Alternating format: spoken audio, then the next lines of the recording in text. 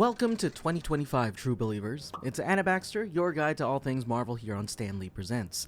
As we dive headfirst into a new year of epic stories, unforgettable characters, and even more multiversal madness, let's take a moment to look back at the year that was, 2024.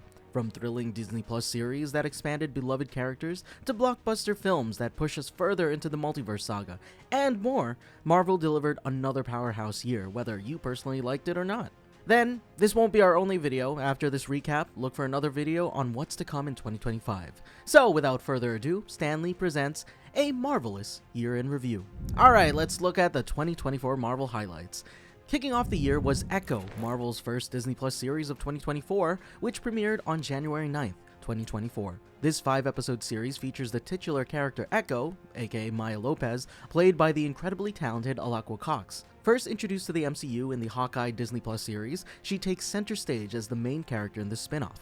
This story picks up 5 months after Hawkeye and takes a much more personal, introspective tone. Maya returns to her hometown in Oklahoma, where she reconnects with her roots, confronts her past, and faces off against the terrifying Wilson Fisk, played brilliantly by Vincent D'Onofrio. And let's not forget Charlie Cox as Daredevil. Seeing Matt Murdock back on screen was a joy for fans, especially as it sets up Daredevil Born Again later down the line. I know, I called it a spin-off, but it isn't just a throwaway show. It deepened the lore of the MCU, tying it directly into Hawkeye, and teased out future Marvel projects, just like I said, Daredevil Born Again. While some viewers found the pacing a bit slow, most agreed that the action sequences and Alaqua Cox's emotional performance made it a must-watch show. Personally, I loved how we focused more on Maya's emotional journey and character growth, even if it does fall victim to trying to do so much in so little time. Next up, on February 14th, we got Madam Web swinging into theaters. Starring Dakota Johnson as Cassandra Webb, the film introduced audiences to a new corner of the Spider-Man universe, whether they wanted it or not. The plot followed Cassandra Webb, a paramedic in Manhattan, who discovers she has clairvoyant abilities. She teams up with 3 young women, Julia Carpenter, Anya Corazon, and Maddie Franklin, who are destined to become Spider-Women. Together, they battle Ezekiel Sims, who's determined to stop them to save himself.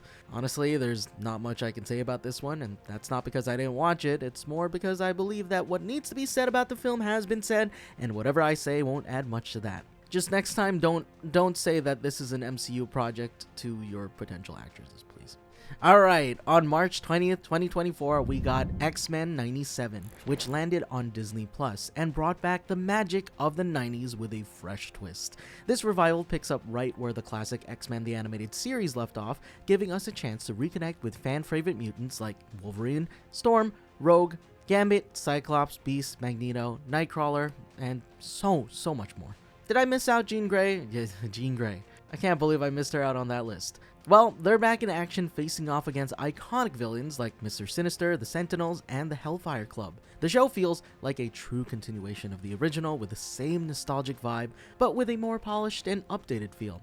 With a stellar voice cast, including returning legends like Lenore Zan and Cal Dodd, and newer voices for some of the characters, such as Jennifer Hale, I know she isn't new, but she is a new voice for Jean Grey, and Holly Cho as Jubilee, the characters feel just as authentic as they did decades ago, maybe even more so. Across 10 episodes, the show dives into some of the most legendary X-Men comic arcs, packed with emotional moments, jaw-dropping action, and the kind of storytelling that reminds us why the X-Men are so special. And I can't wait for Season 2. Critics and fans alike, including myself, have praised X-Men 97 for balancing nostalgia with fresh energy, making it a show that's perfect for longtime fans and newcomers alike. Trust me, when I watched the first episode, I kept my expectations low, but then I was like, oh my goodness, this is good! So I highly recommend this one, and Season 2 is coming up soon. And let's not forget, we also did a 107 facts about this show across Channel Frederator and this channel, so check it out if you haven't already. Okay, Marvel fans, let's talk about the main event of 2024, Deadpool and Wolverine. Released in theaters on July 26th, this film was everything fans hoped for. Ryan Reynolds as Deadpool and Hugh Jackman returning as Wolverine, teaming up for a buddy comedy action movie of the decade, and officially in the MCU with an R rating. So, a quick run through of what the film's about. After the events of Deadpool 2, Wade Wilson is recruited by the Time Variance Authority, the TVA, to protect the multiverse. You know, the TVA, the guys from Loki. But in classic Deadpool fashion, he ropes in a variant of Wolverine from another universe to help, thinking it'll help save his universe. After years of teasing Hugh Jackman, Ryan Reynolds' chemistry with him was immaculate, and the multiverse theme tied well into the MCU, like putting a circle into a square hole. They made it work. The film officially brought Deadpool into the MCU and smashed records, grossing over $1.3 billion worldwide. I'll be honest, this was the film I was worried about the most since we hadn't seen violence of this magnitude in the MCU, but I think what they pulled off left me feeling satisfied. And I know this is a bit of a hot take, but I really did enjoy Channing Tatum as Gambit. I know he's not the perfect Gambit, but whatever he did for a Deadpool film, I think worked. This was easily my favorite Marvel movie of the year. Next, timing perfectly with the spooky fall season, we got Agatha All Along, giving us 9 spellbinding episodes. Airing from September to October, Kathryn Hahn reprised her role as Agatha Harkness from her time in WandaVision, delivering the sass, sarcasm, and magical mayhem her character brought before. The show followed Agatha as she broke free from the spell Wanda cast in WandaVision. With the help of a mysterious goth teen played by Joe Locke, she embarks on a journey through the mystical Witch's Road, along with other witches to reclaim her powers. The journey introduces her to new characters like Aubrey Plaza's Rio Vidal, aka the Green Witch, and provides some witchy fan service for Halloween fans to gush over. The series not only expanded Agatha's backstory, but introduced mystical elements that could tie into future projects like Vision Quest and the Young Avengers, maybe other projects as well. And that's probably the part I like about it the most. While Deadpool and Wolverine was the spectacle of the year, this show was the diamond in the rough, especially considering how people started to feel about the Disney Plus shows in general. This felt like a love letter to WandaVision fans and brought fresh, magical vibes to the MCU. And was probably the best MCU Disney Plus show that they released in the past, year or two? I can't remember, it's been a while. Next, we have Venom: The Last Dance, which released in October. Tom Hardy is back as Eddie Brock, delivering another intense, action-packed performance.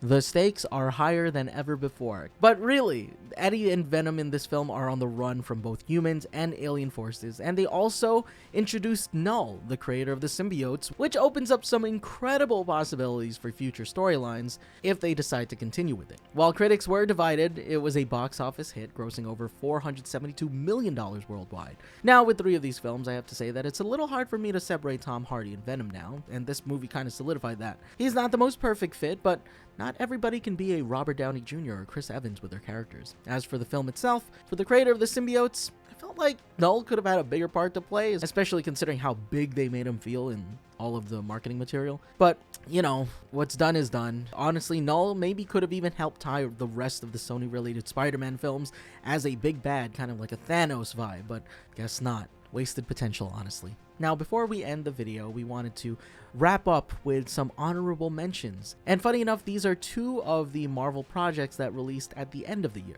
The first is Kraven the Hunter, which hit theaters on December 13th, 2024, and wrapped up the year for Sony's Spider-Man universe. Starring Aaron Taylor Johnson as Sergei Kravinoff, the film reimagined the iconic villain's origins, focusing on his troubled relationship with his father, who is played by Russell Crowe, and his transformation into a predator. Not that kind.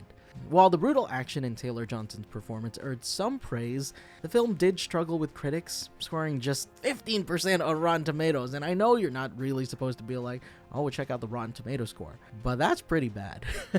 And it did have the weakest opening in the Sony Spider-Man universe. And, you know, with no major plans announced after Venom: The Last Dance and Kraven, the future of Sony's Spider-Man universe is kinda uncertain. So we may not even get another one. And lastly, we have What If Season 3. Premiering in 2021, What If explored alternate takes on MCU stories, diving into the multiverse without impacting the main timeline. And after 2 hit seasons, the series returned for its 3rd and final installment, closing out 2024 with a creative bang. Now, I've been hearing mixed results about this one. I haven't personally watched it, so I don't really have an opinion, but I have heard very mixed opinions about this one, especially because people liked how not tied to the MCU or how playful the original season was, the first season was, and now it's become too serious, and I don't think people liked how much they focus on Captain Carter. I don't know. I have to see it for myself, but let me know what you think in the comments below, because I'm curious if people actually didn't like What If Season 3, or if the internet and my feeds and my algorithm are telling me to hate it. I gotta check it out. But that wraps up 2024's marvelous highlights. From Echo to Deadpool and Wolverine, it's been a truly marvelous year. Anyway, which one is your favorite film? And what upcoming project are you most hyped for in 2025? Let us know in the comments, smash that like button, and don't forget to subscribe for more Marvel updates. And, check out our next video where we talk about 2025's Marvel projects. Until next time, true believers. Excelsior!